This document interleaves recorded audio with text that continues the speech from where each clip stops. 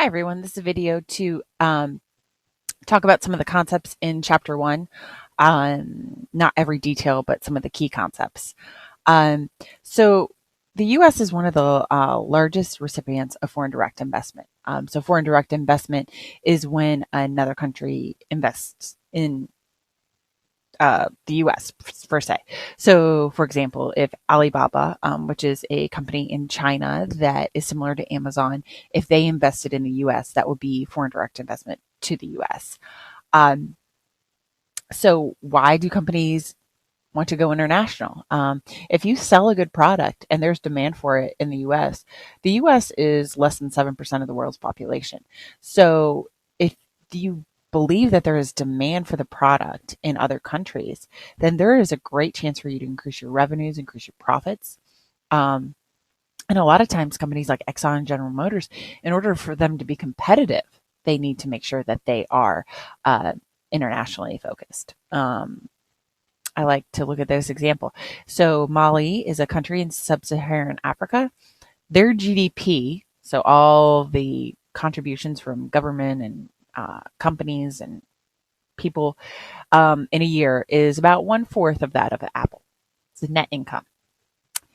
So it's pretty staggering how much success some of these companies can see.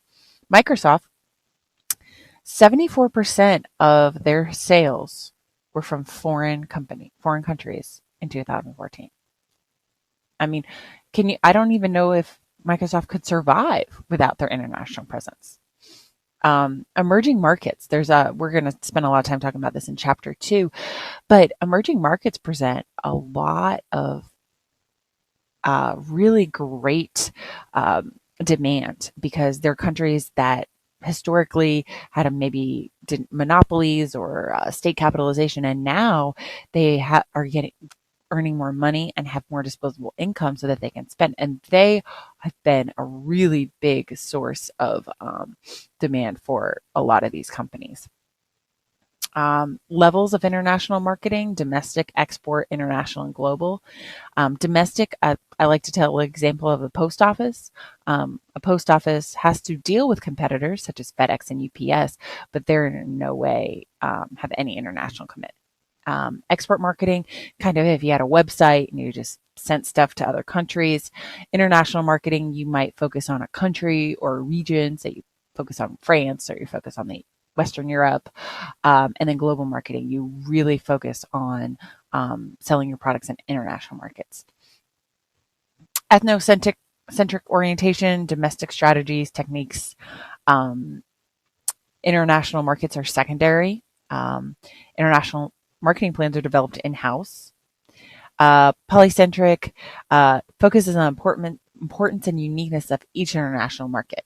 So firms establish, it's kind of like independent businesses in each of the countries. Minimal coordination with headquarters.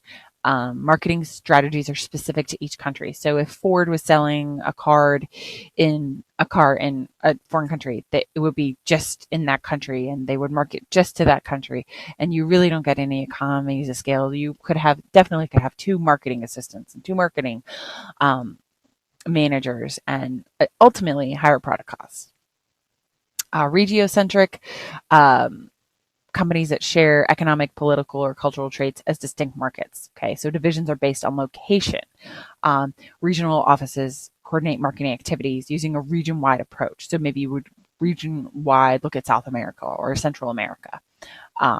So Unilever's Domestos, which is a household cleaning agent, is sold in Central Europe, right? But it's not sold in Western Europe or South America.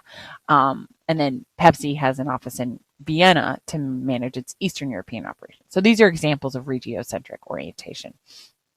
And then geocentric orientation, marketing strategies aimed at market segments rather than locations. So no national or regional distinctions. I know IBM does this. They have a financial services division, and so they would market to anyone in financial services, whether those people lived in Brazil or the US or Canada or China. So that's the difference in that.